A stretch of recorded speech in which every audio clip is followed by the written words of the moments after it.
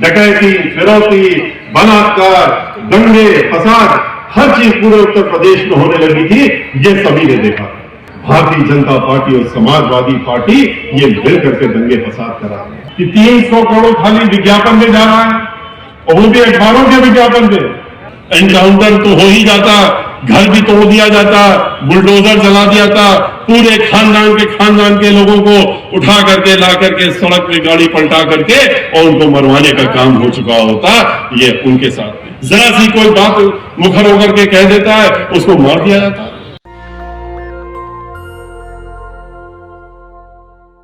कि क्या उनको लोगों के पास पहुंचाना है और क्या बताना। इसलिए हमारे सभी साथियों ने आपके बीच में कुछ न कुछ रखा। वो बातें तो आपने सुनी नहीं होंगी, लेकिन इसके साथ साथ में कुछ और बातें, मुख्य बातें हैं जो हमारी पार्टी की राष्ट्रीय नेता, हमारी सबकी नेता बहन मायावती जी ने आपके पास पहुंचाने के लिए हमको आपके बीच में भेजा। आपको ये देखना है कि भारतीय जनता पार्टी की सरकार क्यों बनी थी। भारतीय जनता पार्टी की सरकार इसलिए बनी थी क्योंकि समाजवादी पार्टी की जब सरकार थी तो जिस तरह से गुंडागर्दी, माफियागर्दी, दहशतगर्दी, डकैती, फिरौती, बलात्कार, दंगे, फसाद, हर चीज पूरे उत्तर प्रदेश में होने लगी थी, ये सभी ने देखा और उससे आदिश हो, दंगे फसादों से आदिश हो। एक दो दंगे नहीं समाजवादी पार्टी ने कराए थे। समाजवादी पार्टी ने तो रिकॉर्ड बनाने का काम किया था। 134 दंगे उत्तर प्रदेश में कराए थे। 134 दंगे बड़ी बात होती है, जहां पर उसी के ठीक पहले 5 वर्षों तक बहन मायावती जी की सरकार थी, एक भी दंगा नहीं हुआ, एक भी फसाद नहीं हुआ।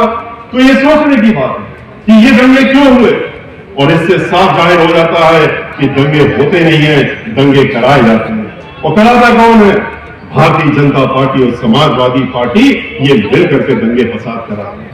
इन दोनों का उससे फायदा होता है।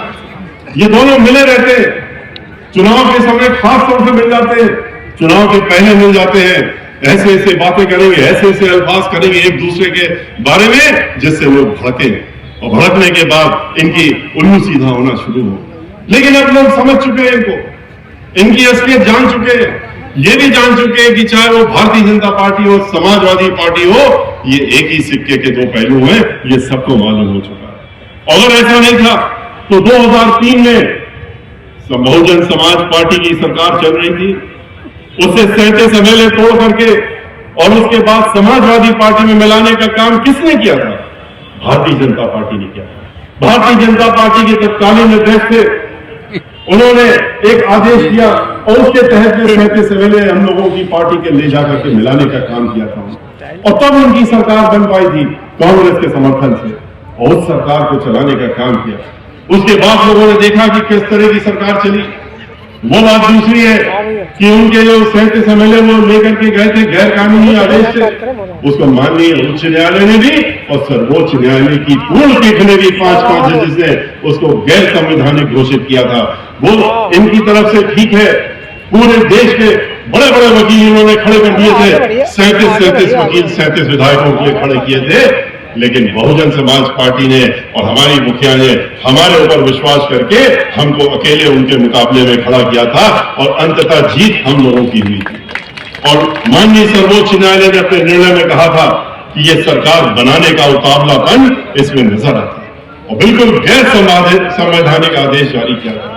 आज उत्तर प्रदेश में जो माहौल चल रहा है वो किसकी देन है? भारतीय जनता पार्टी और समाजवादी पार्टी ने जो गुंडागर्दी, माफियागर्दी की थी, उसको उखाड़ फेंकने के लिए लोग झूठे वादों में आ गए। किसके झूठे वादों में आ गए? वो भारतीय जनता पार्टी के झूठे वादों में आ गए।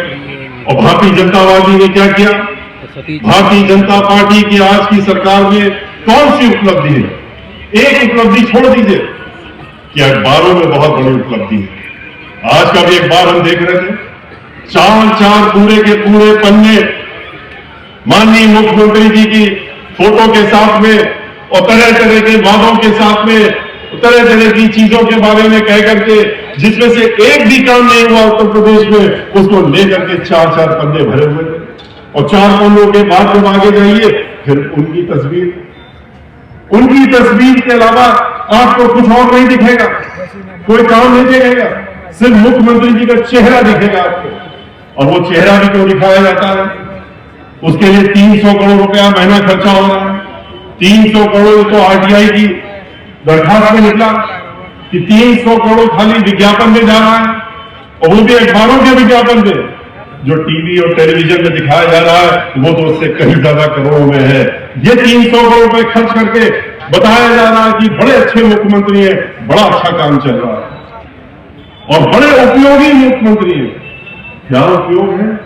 क्या उन्होंने करके दिखाया? क्या उत्तर प्रदेश में किया है? कौन सा व्यक्ति खुश है उत्तर प्रदेश में इनकी सरकार में? कौन सा वर्ग खुश है? आप ले लीजिए, किसी को भी ले लीजिए, इनकी सरकार में महिलाएं उत्पीड़न हो रहा है। हर 2 घंटे में एक महिला के साथ में बलात्कार उत्तर प्रदेश में, ये तो इनकी रिपोर्ट कहती है। क्या यही इनकी देन है? हर 2 घंटे में एक महिला के साथ में बलात्कार हो उत्तर प्रदेश में और उसके साथ में दुराचार हो, ये मुख्यमंत्री की देन है? या ब्राह्मणों की हत्या, 500 से ज्यादा हत्याएं ब्राह्मणों की और उसके बाद 100 से ज्यादा एनकाउंटर, क्या ये इनकी देन है? इसी के लिए बहुत खुश होते हैं, वो बताते हैं कि हम बहुत खुश हैं। किस तरह से अल्पसंख्यक समाज के लोगों के ऊपर दहशतगर्दी और दबंगई दिखा करके और बुलडोजर चलाते हुए बड़े चेहरा खुशी का दिखाते हैं मुख्यमंत्री जी। क्या यही इसी के लिए हम लोगों ने इनकी सरकार बनाई थी? किस तरह से किसानों को दबाने का काम किया, किस तरह से किसानों के ऊपर 3 काले कानून ला करके और 700 किसानों की बलि ले ली। 700 किसान माने रखते हैं, 700 किसानों की बलि इन्होंने चढ़ा दी है और उस 700 किसानों के साथ साथ में 4 लोगों को तो रौंद करके और सोची समझी रणनीति के तहत में साजिश के साथ में उनको रौंद करके कुचल के मारने का काम भी इन्होंने किया। क्या यही संवेदनशील सरकार है? क्या यही बहुत अच्छी सरकार है? यहां के बेरोजगार लोग, बेरोजगार के लोग जिनसे वोट लेने का काम किया था कि हम 2 करोड़ लोगों को नौकरी देंगे, क्या उन्होंने इसलिए इनको वोट दिया था कि नौकरी की जगह उनको लाठियां खानी पड़ेंगी, उनको अपने सर खुलवाने पड़ेंगे, सर में कितना खून निकला ये देखना पड़ेगा, घर वालों को दिखवाना पड़ेगा? ये इसलिए इनको वोट देने का काम किया गया था, जिन्होंने वादा तो किया था कि हम नौकरी देने का काम करेंगे, हर तरफ से नौकरियां बंद करने का इंतजाम कर दिया। किस तरीके से अध्यापकों के लिए होते होते इन्होंने जब उनसे वादा किया था, पहले समाजवादी पार्टी ने वादा किया था कि हम आपको नौकरी देंगे, हम आपको जो जहां पर ऐसे अध्यापक हैं जहां उनको नहीं मिलता है, वित्तविहीन शिक्षक कहलाते हैं, उनसे कहा था कि हम आपको मानदेय देंगे, अच्छा मानदेय देंगे। समाजवादी पार्टी का धोखा खाए वो लोग, 20 लाख से ऊपर अध्यापक ऐसे, तब वो भारतीय जनता पार्टी के पास पहुंच गए क्योंकि इन्होंने वादा कर दिया कि हम देंगे। जब 4.5 वर्ष हो गए और नहीं दिया तो क्या दिया इन्होंने उनको? जब वो विधानसभा घेरने के लिए आए तो उनके ऊपर भी लाठियां चलाने का काम किया, उनका भी सर फोड़ने का काम किया। और जब महिला ने एक उसमें से जो अध्यापिका थी उसने जाकर के विधानसभा के सामने अपना सर मुड़ा करके ये कहा कि हम इस सरकार की अंत्योष्टि घोषित कर रहे हैं, अपना सर मुड़ा करके, तो ये मुख्यमंत्री जी क्या कहते हैं अगले दिन? मुख्यमंत्री जी जो कि कहते हैं कि हम तो महात्मा हैं, हम तो धर्म के ठेकेदार हैं, हमसे बड़ा कोई धर्मात्मा है नहीं इस देश में, हम तो अगले प्रधानमंत्री हैं, प्रधानमंत्री बनने की बात कर रहे हैं अगले। और इस बात को घोषणा उनके साथी लोग करते चलते हैं कि 2 साल और इनको देख लीजिए उत्तर प्रदेश में, उसके बाद तो पूरा देश इनको देखेगा अगले 2024 में, क्योंकि ये प्रधानमंत्री के दावेदार हैं और ये प्रधानमंत्री बनने का काम करेंगे। क्या यही है ऐसी सोच के लोगों को आप प्रधानमंत्री और मुख्यमंत्री बनाए रखना चाहेंगे?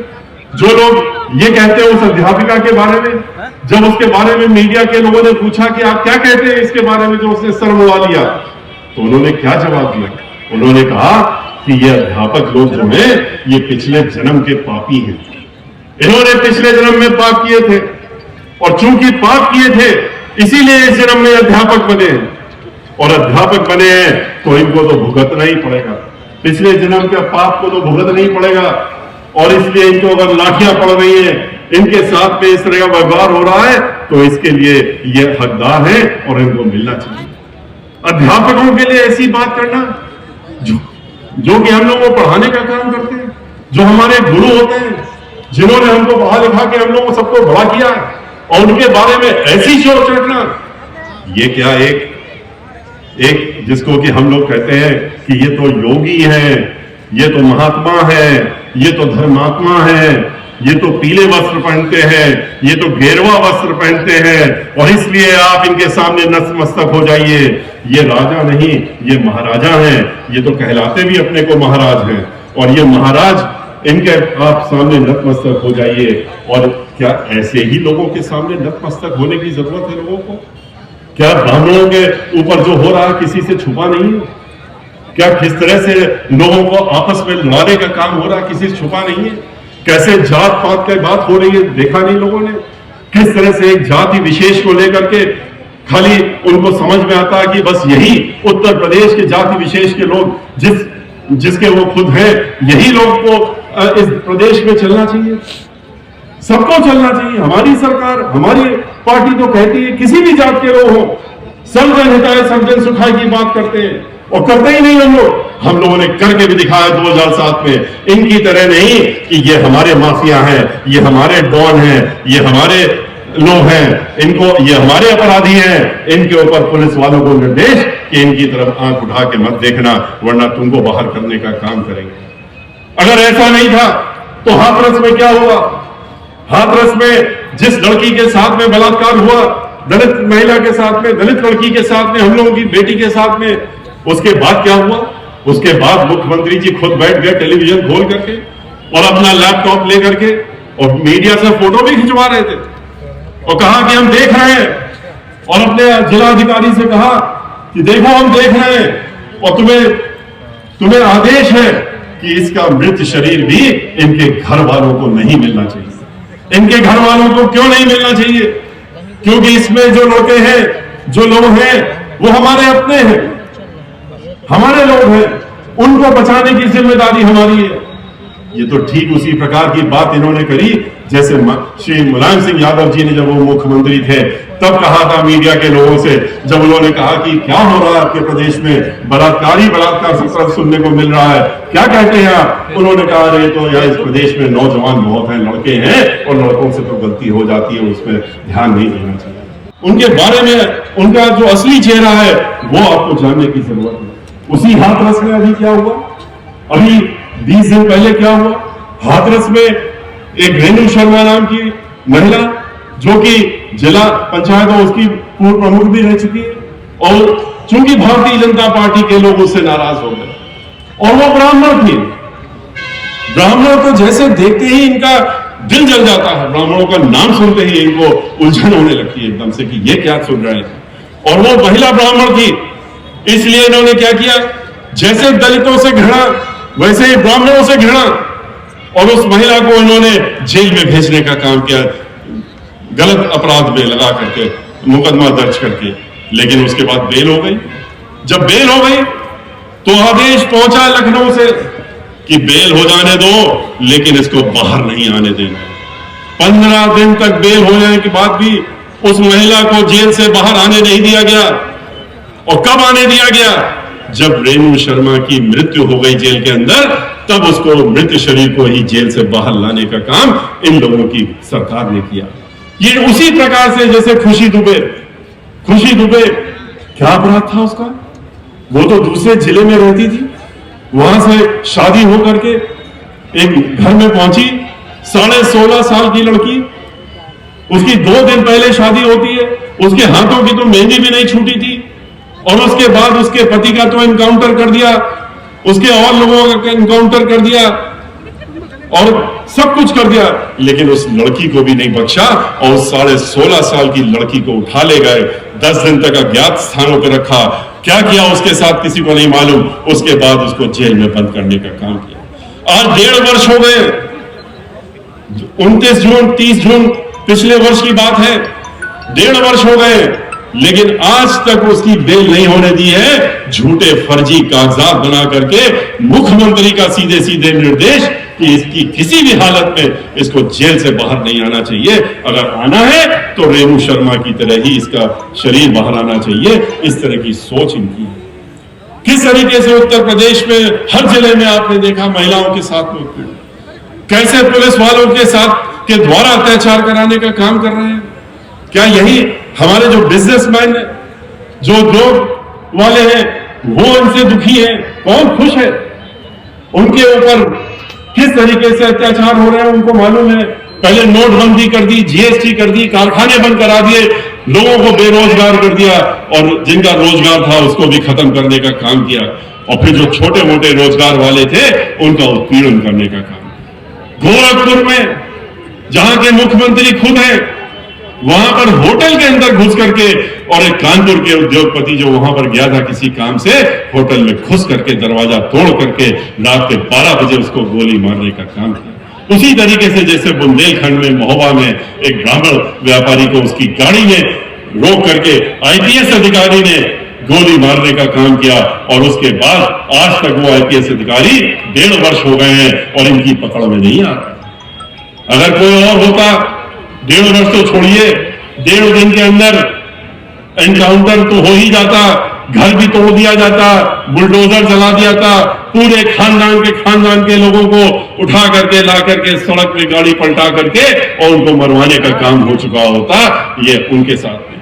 लेकिन यहाँ 1.5 वर्ष हो गए हैं, एक आईपीएस अधिकारी जो है उसको पकड़ नहीं पा रहे। लखनऊ में इस तरह का कांड हुआ, वकीलों के साथ में क्या हो रहा है, पूरे प्रदेश में वकीलों के साथ में किस तरह से उनके ऊपर खुलेआम हत्याएं हो रही।